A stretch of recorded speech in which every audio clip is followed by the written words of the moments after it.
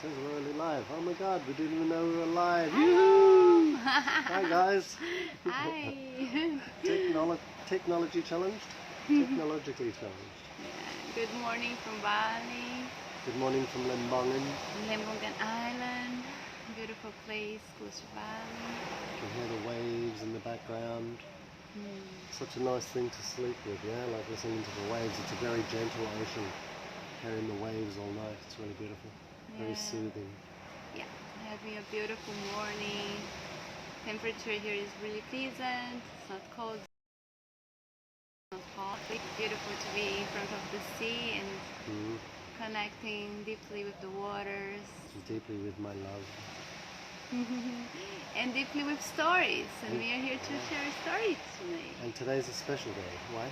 Yeah, today is a special day. There is a woman that was in the Bible till a few years ago. The connection stopped here, just a moment.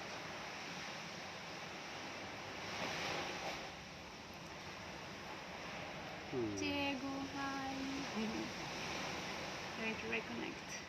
Maybe I need to change the Wi-Fi to Can you do it now? Or just leave it just to the just there. Okay. You carry on, I'll see if I can do this.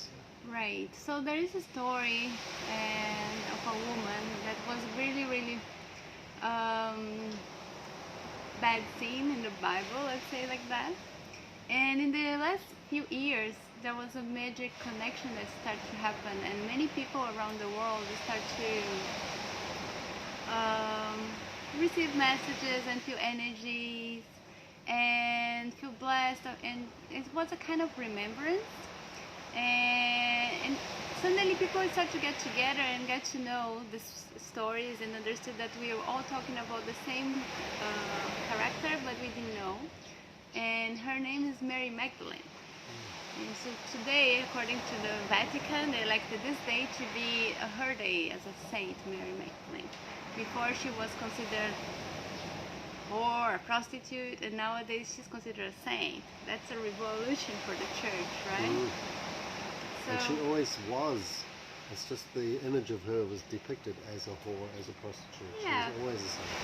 And in the right moment, this energy had this shift and came alive. And exactly now, the moment that we are facing, that we are living. Tell me.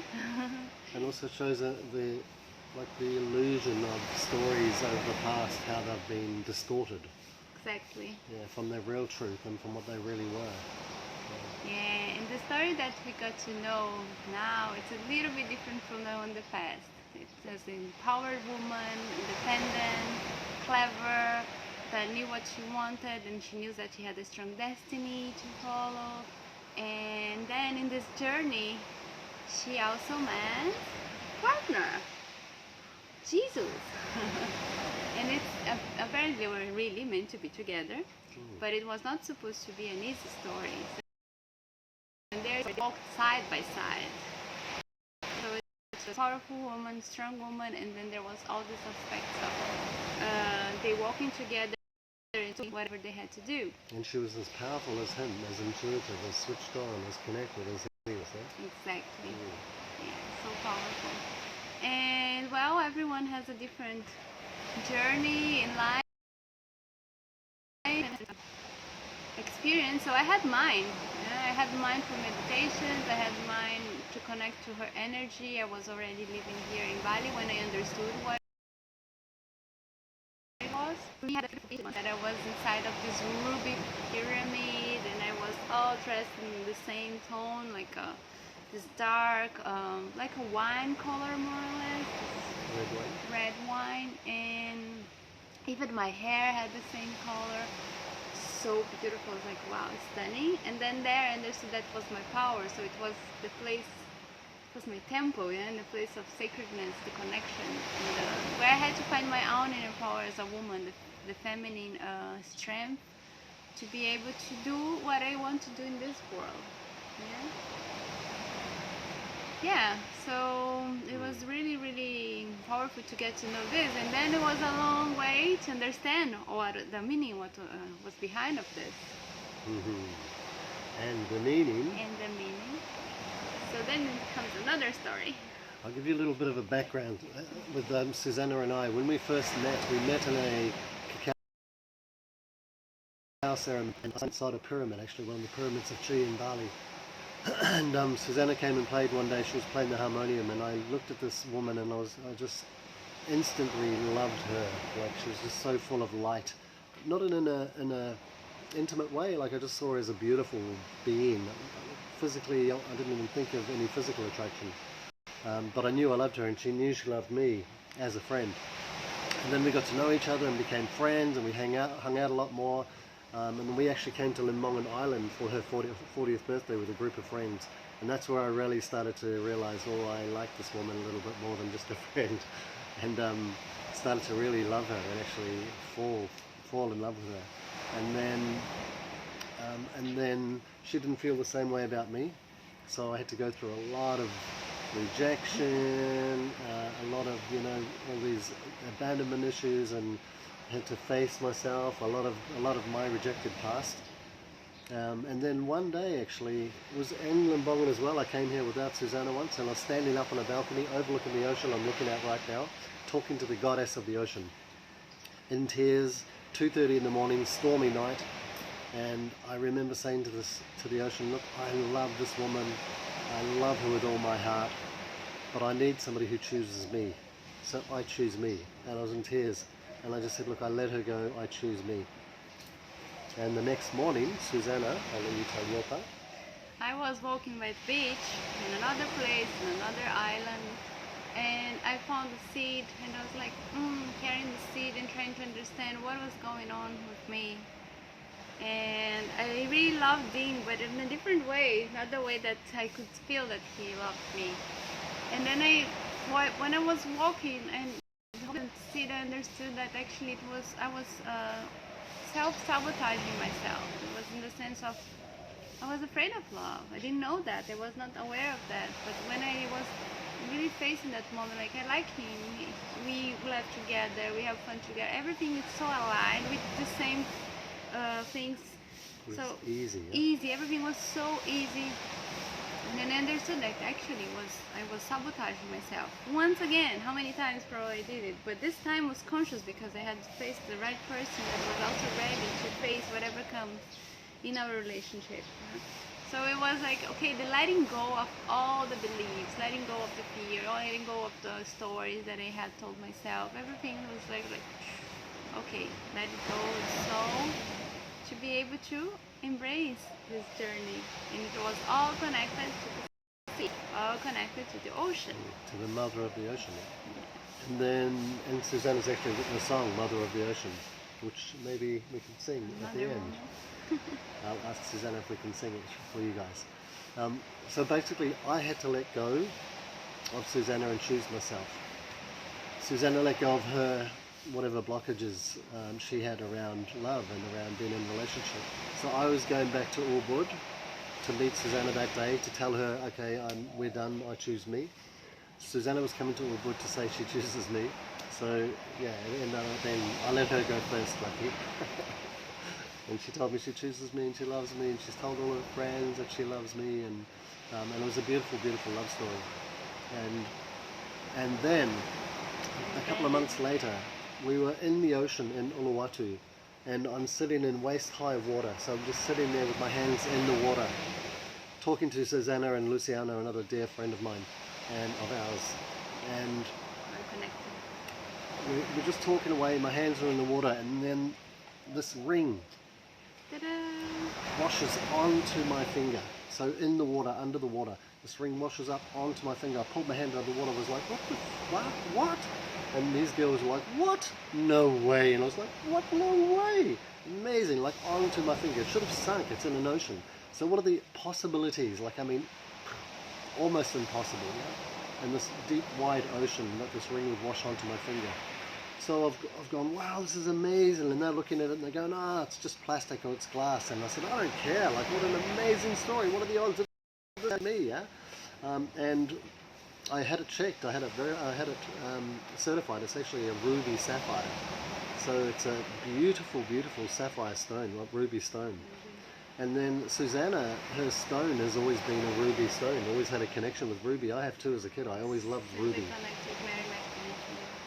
But more than that, it was like this confirmation from the goddess of the ocean that to do with our love. And we always talk to the goddess of the ocean, like we swim there, I hold Susanna in my arms, and I thank the goddess of the ocean for our love and for our connection. And this story was like this beautiful confirmation of that. An impossible odds, but it was so beautiful. Yeah, we were all surprised. Like, how come a ring just come and enter? He married the goddess of the ocean. Okay. Yeah, maybe the goddess of the ocean was marrying me. I was a little bit afraid to go swimming after that in case she wanted to take me. Yeah. Really marry me. Yeah. Here they say that you shouldn't wear green, so he's forbidden to go to water wearing green. So yeah, what a beautiful story, and it was a good reminder for me because a couple of days before that I've been struggling a little bit, and it was like this confirmation from the universe. You know, I'm looked after, and impossible things can happen to us, guys. We don't need to know the how or the why. We just need to know what we want. I don't need to know how it's going to come. I mean, I know, like even going through this period of loving Susanna and her not loving me in the same way and having to let her go. All I knew was that I loved her, and that being with her was so easy and so beautiful. And then it was okay. Like I chose to let her go in the sense that I don't need to have her in the way that I wanted her, but I would still be friends with her. I'd still be good friends, and that was a no-brainer. But you chose yourself first. But I had to choose me first. And this was very important for me. And for our relationship. And it doesn't mean things have gone smoothly, like we've had our challenges. But the challenges, and I think Susanna explained it beautifully when we got together, because I said, oh my God, I feel like I'm falling deeper in love. And she said, I don't feel like the love's any different than when we first met. So that moment we met in the cacao ceremony, she said, it feels like that amount of love is exactly the same. But our resistance to that love has lessened. So whatever barriers and blocks and resistance I had to love is falling away. And I'm leaning in and melting into this love that was the same the whole time. And all the stories that we tell ourselves, they're so alive and then block us just to live, just to be, just to accept whatever is in there. And then we start to say, no, it's not possible, or this is hard, it's difficult. But whenever you just stop all the stories, silence your mind, and just allow this love to be inside, it's just love, pure love. And we were surprised, I was surprised by the fact that it's even possible to grow. And this is like, oh, you think love is love? No, it's a growing, but it's a different expansion. Like the love is the same, but the feeling of expansion happens, like the connection that we have. It's just in deepen and deepen. Gets deeper and more powerful. And I think this is the true relationships, and we were not taught about that. It was all these stories about Cinderella and whatever that make no sense, and we know it, but it's still there in our subconsciousness. And when we just let them go, there is what left? Emptiness, actually. And then when we empty the space, then there is space for love. And then love blossoms, blossoms naturally. Resistance to love lessens. And for me, it was kind of challenging. Like I've realized the challenges that we've had. Like I tried to make Susanna. I did make Susanna a priority, and our love and our relationship a priority, to the point that I was losing myself and making her a priority, and then subconsciously expecting her to do the same. And when she didn't do that, I was challenged, and I had all this rejection, and how dare you not make me a priority, and why aren't I important to you, and you should make me important. And then I realized I wasn't making myself a priority. I'd forgotten about the things that made me happy, and honoring my commitments as a man, and and still doing the things, but I would cancel appointments all the time to be with her, and change my plans to be with her, to have more time with her, because I wanted to make her a priority. And then I was basically losing myself. In the contrary, I was feeling guilty because he wanted to be with me, and I also wanted to do my things, and I wanted to go out and meet friends, and keep life happening and having him with me. But then it was just like, I'm not prioritizing him. Oh my gosh, I'm not giving enough time from me to you to say that. And it didn't matter how much you did that, I still never felt it. I was looking for something else. There was always this missing part. Never enough. Never enough. But it's amazing that we can talk. And that's the thing, guys. I think it's most important for me is that we lean in, because both of our tendencies is to run. Like when challenges occur, like every ounce of my being That wants was to my run old away, me. Yeah. wants to disappear, wants to run and hide. But we've leaned into those moments. It's just about, I just name the fact that, hey, look, I feel like I want to run here. I feel like I want to disappear, I Yes. want to hide. Susanna says the same thing, and we just explore, what is this? Why do I want to run? What's so challenging? What's so difficult? What's so painful that I want to run away right now?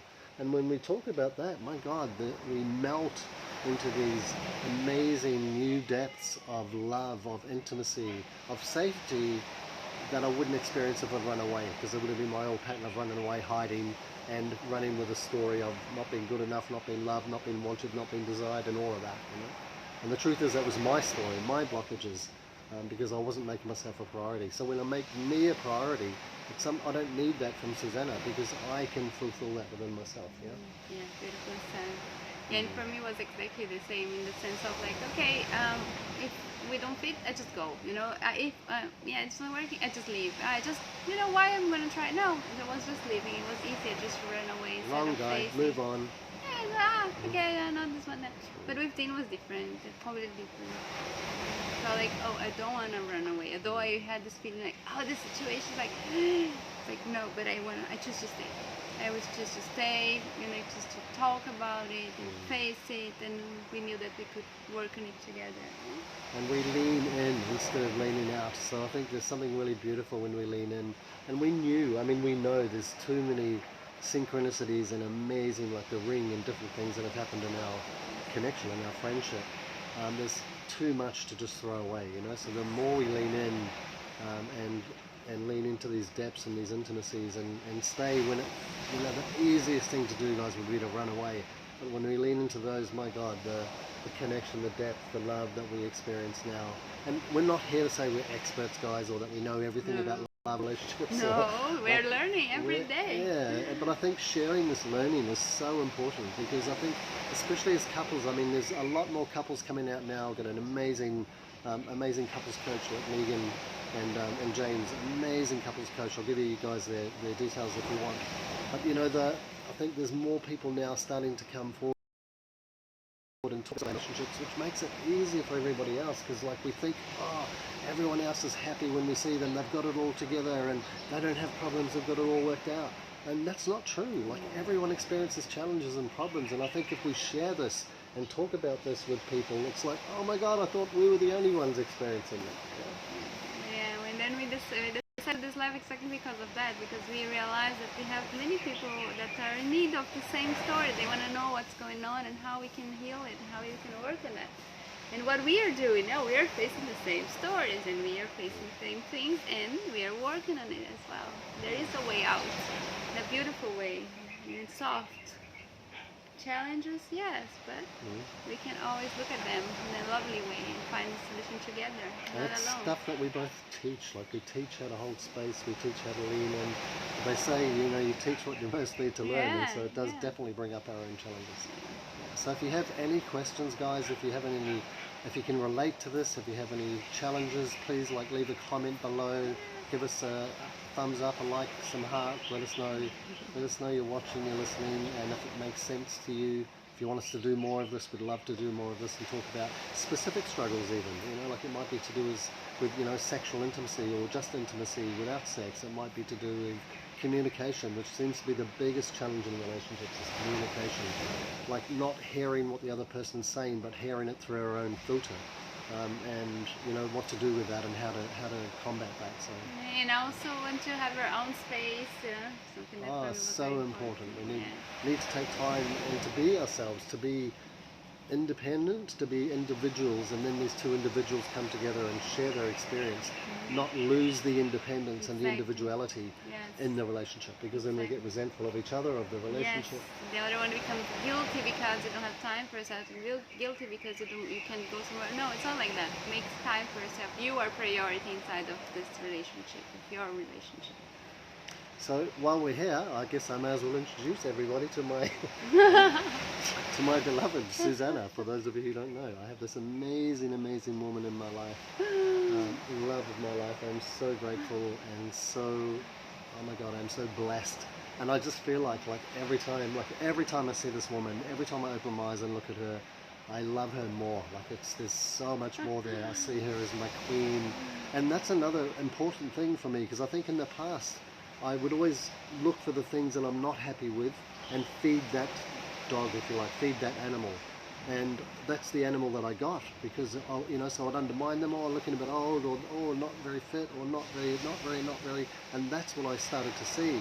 Whereas now, like, all I do, I open my eyes and go, my God, this woman is stunning, she's amazing, and I see her beauty more and more and more and more, and that's the version of her that I get, like, and I love that. I get this queen, this beloved goddess in my life. And that's what I see more and more every time I look at her. And I love to feed that animal because it's so much more fulfilling. That's the queen that I get. And they love it. Yeah. I want Teach me how to do love this. it. Yeah, he's my queen. My queen. My queen. My queen. He's my king. That's the most important for me as well. Yeah, just look at him. Since the very beginning, I understood that. But when I chose to stay with him, said, yes, he's my king, and this is what I want to see on him, and this is what I see every day. My king, my partner, my companion, my lover. And this makes the whole difference, because you get out of this, the perfect person. No, you create whatever you want. Your eyes are seeing the person. I love it. Yeah. So much more fun, guys. So much more fulfilling, rewarding. And playfulness. And play. We have fun. My God, one of the best things I think is for me in my life is to be able to laugh at anything, and like even in serious moments, intimate moments, like we have the most fun. It's so fun and easy, and we just wanted to share that. That's what with makes you guys. growth. Yeah, make it grow. The love, it's just like growth, not gross. Growth. Just checking. Okay, I'm from Brazil, sorry. Okay, I think this is it. Yeah, leave some comments, guys. Any questions you have, anything you want us to share. Nice to chat with you. Have an amazing day. Thank you for watching. Happy Mary Magdalene Day. Yes, enjoy it and full love. Oh, and there's more actually. What is beautiful about the Mary Magdalene that we spoke in the beginning is because it's considered a sacred union. So we all have feminine and masculine energy. Even if you're single, doesn't matter. Just connect with this energy, with pure love, unconditional love. This is the energy that we would like to bring in. Enjoy, guys. Yay. Bye. Bye. See you next time. Thanks for watching. Bye.